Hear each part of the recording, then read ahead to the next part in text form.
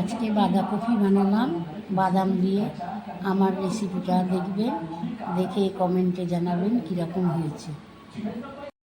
ঝর্ণার রান্নাঘরে স্বাগতম। আজকে আমি নতুন রেসিপি বানাবো, বাঁধাকপির ঝাল। বাঁধাকপিটা ভালো করে কেটে ধুয়ে নিলাম, আলু কেটে নিলাম। এবার আলুটা ভাজবো। তেল গরম হয়ে গেছে, আলুটা দিয়ে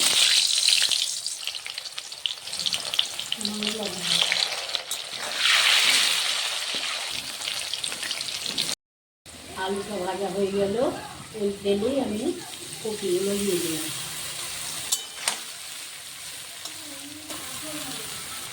কটা কাঁচা লঙ্কা দিয়ে দিলাম,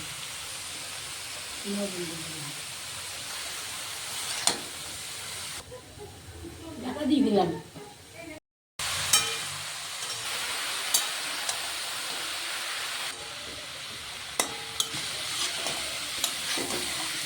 কপিটা কষানো হয়ে গেল, এবার নামিয়ে দিলাম। কাঠখোলে ভেজে নিচ্ছি।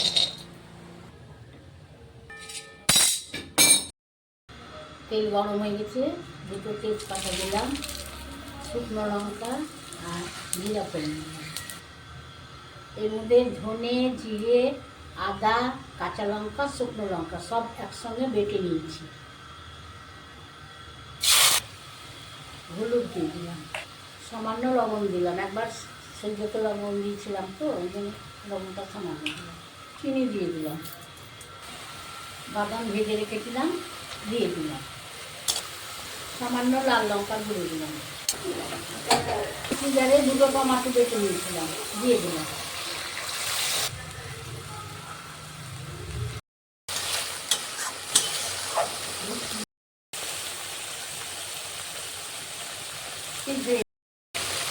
মশলাটায় তেল ছেড়ে গেল। এবার আমি কষা বাঁধাকপিটা দিয়ে দিলাম।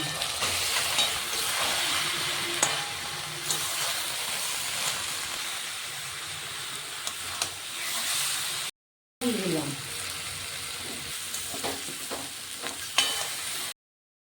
গরম মশলা দিয়ে দিলাম, 2 চামচ ঘি দিয়ে দিলাম,